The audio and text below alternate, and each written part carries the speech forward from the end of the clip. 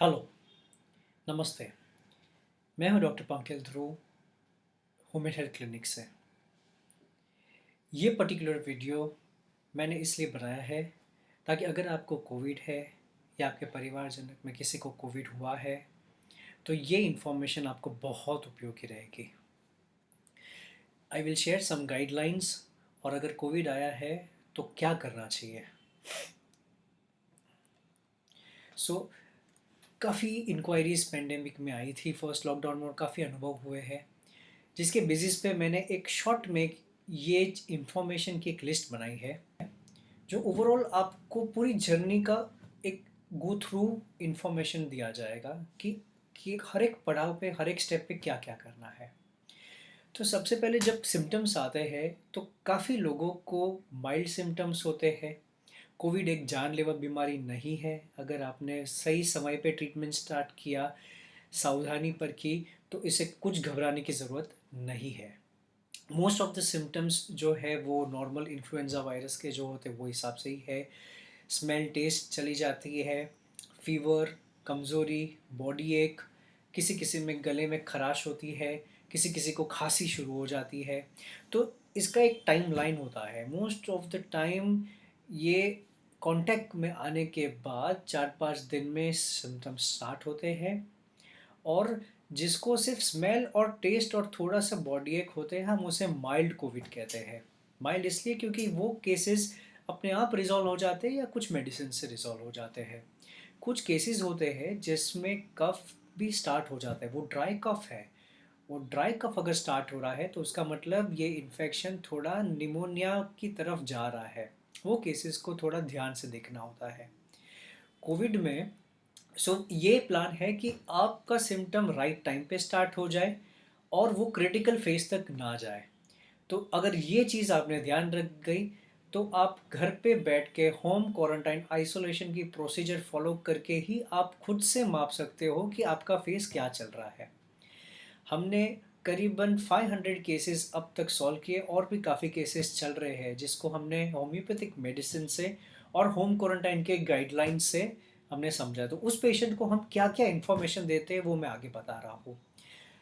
तो अगर आप कोविड पॉजिटिव हो गए हो या आपको डाउट है, सबसे पहले आप आइसोलेट हो जाइए। सबसे बड़ी हेल्प आप आपके फैमिली मेम्बर्स को करोगे, फ्रेंड्स को और सोसाइटी को करोगे वो है कि अगर क्रोसिन लेके आपको काम पे नहीं जाना है, फीवर आ रहा है तो आप तुरंत आइसोलेट हो जाइए। फी जैसे कि ये पिक्चर में दिया है, आप आइसोलेट करके बाकी के फैमिली मेम्बर्स वही घर में रह सकते हैं। बाहर एक टॉयलेट आपको अगर अलग से हो जाए तो वो इजी हो जाएगा और आप आपके एरिया में रह सकते हैं। विंडोज़ ओपन रखिएगा ताकि वेंटिलेशन एडिक्वेट हो। एसी हम अवॉइड करने को कहते हैं कि शायद वही हवा में सर्कुलेशन में वो ज़्यादा स्प्रेड हो सकता है। क्लीन होना चाहिए और अगर सनलाइट मिले तो वहाँ पे आपको रोज़ 20 मिनट बैठना चाहिए। अगर आपके पास ये सारी चीज़ है तो आप घर पे ही आपको आप देख पाओगे कि कैसे आपको मॉनिटर करना है। तो उसके लिए आपको चाहिए ग्लव्स, आपको चाहिए एक मास्क, एक शील्ड चाहिए इस प्रकार का, आपको सैनिटाइज़र स्प्रे चाहिए और साथ में आपको चाहिए एक पल्स ऑक्सीमीटर और एक टेम्परेचर गन या नॉर्मल थर्मोमीटर भी चलेगा। अभी सबसे पहले जब भी आप अंदर के रूम में है, आप आपके रूम में है, आप बीमार हो और अगर फैमिली वाले अगर आपको खाना देने आ रहे हैं तो कोई बात नहीं है, आप दरवाजे पे they can come, they should wear a mask. एक शील्ड होना चाहिए, आपके पास भी होना चाहिए, वो ग्लव से आपको प्लेट दे के जा सकते हैं और वही प्लेट वापस लेके साबुन से हाथ धो लिया तो ठीक हो गया। उसमें कोई फियर नहीं है और अगर 2 मीटर की दूरी है तो ज़्यादा ट्रांसमिशन नहीं होता अगर ये सावधानी के साथ आप हो। सेकेंड चीज़, अभी आप जब घर पे हो और आपके ख्याल में ये आ रहा है कहीं मैं वर्ष तो नहीं हो रहा हो तो उसके लिए आप ये टेम्परेचर से आपका टेम्परेचर मॉनिटर करिए।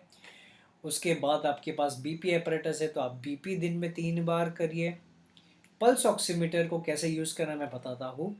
ये होता है एक ऑक्सीजन का पल्स ऑक्सीमीटर मशीन जिसके कहते हैं कि आपको कोई भी फिंगर्स में आप करना है, ध्यान रखिए फिंगर्स में क्रैक या कलर नेल पॉलिश ना हो और इसको बस सिंपल तरीके से ऐसे बटन ऑन करना है। जैसे ही आप ऑन करोगे एक रीडिंग स्टार्ट हो जाएगी, और वो रीडिंग करीबन 20-25 सेकेंड्स के बाद आपको देखनी है, क्योंकि पहले वो अप डाउन होती है और फिर एक स्टेबल लेवल पे आती है। और जैसे कि अभी इसमें आप देख सकते हो 98 है मेरा SpO2 और पल्स है 94। सो कोई भी ऑक्सीजन लेवल 94 से ऊपर नॉर्मल है, 94 टू लेके 100 नॉर्मल है, और pulse rate 60 to 90 is normal. अगर टेम्परेचर हो रहा है तो पल्स रेट आगे जा सकती है, और अगर ऑक्सीजन लेवल लो हो रहा है तो भी पल्स रेट और ज़्यादा हाई हो सकती है। तो अगर ऑक्सीजन लेवल आपका 94 से ऊपर है, अगर आपका टेम्परेचर मेजरमेंट 99 100 जितना है, और अगर आपका pulse rate everything is fine, आप घर पे बैठ के होम क्वारंटाइन से आपकी डॉक्टर्स की एडवाइस से ही आप ठीक हो सकते हो। तो ये चीज़ आप ध्यान रखिए, ये आपके पास नहीं है तो आप घर पे लेके आइए। और लॉकडाउन के क्राइटेरियाज जैसे कि मैंने बताया, एक वेंटिलेटेड रूम होना चाहिए, फ्रेश एयर आनी चाहिए, और आपको आइसोलेशन कितना समय तक रखना है वो भी मैं आपको बता दूं।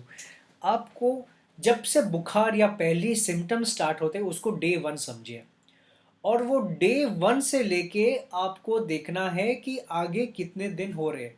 काफ़ी लोग हमें कहते हैं सर हमने RT-PCR स्वैब टेस्ट किया था, कोविड ये दिन पे पॉजिटिव आया था और तब से ही लेके, मगर फीवर उसको 3 दिन पहले से, तो वो दिन से गिना जाएगा।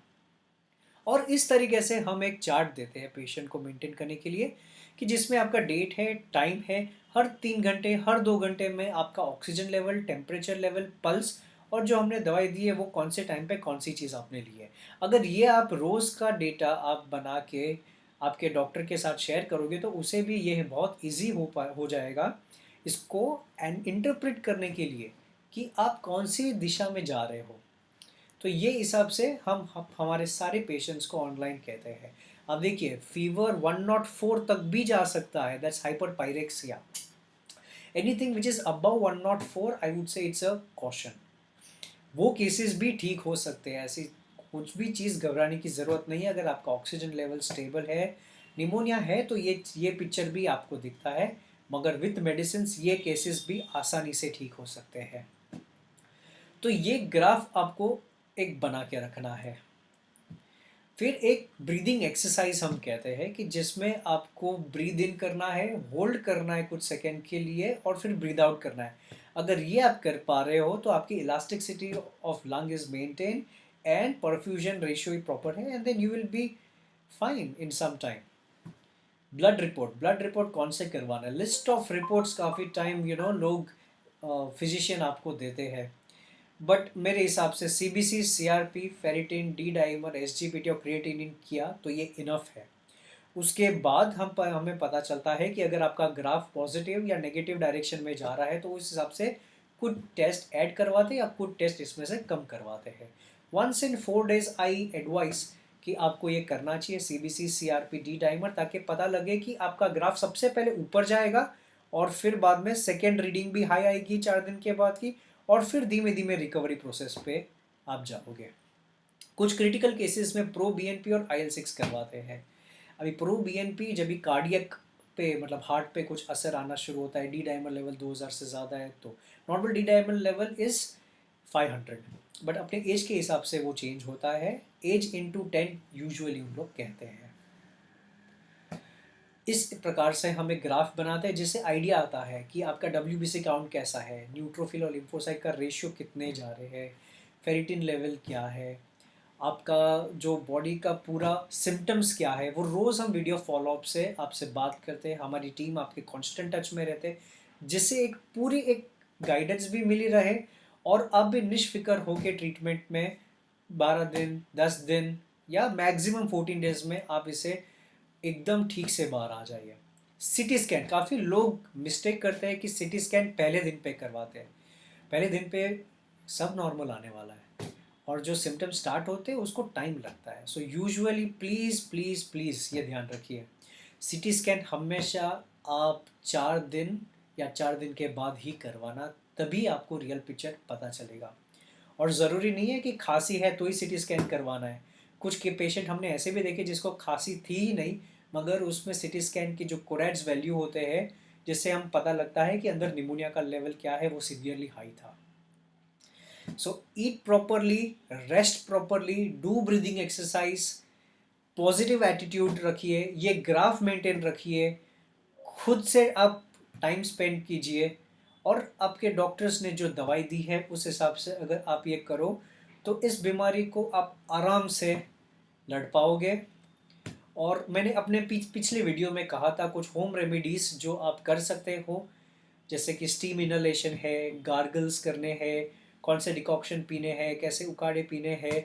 तो ये सब चीज़ भी आपको काफ़ी हेल्प करेगी। और पहले के भी काफ़ी पेंडेमिक में होम्योपैथी ने बहुत ही अच्छा रिजल्ट्स दिए थे, और अभी तो CCH is also supporting this, and we have seen tremendous results with lot of cases. कुछ टेस्टिमोनियल्स भी मैं आगे बताऊंगा।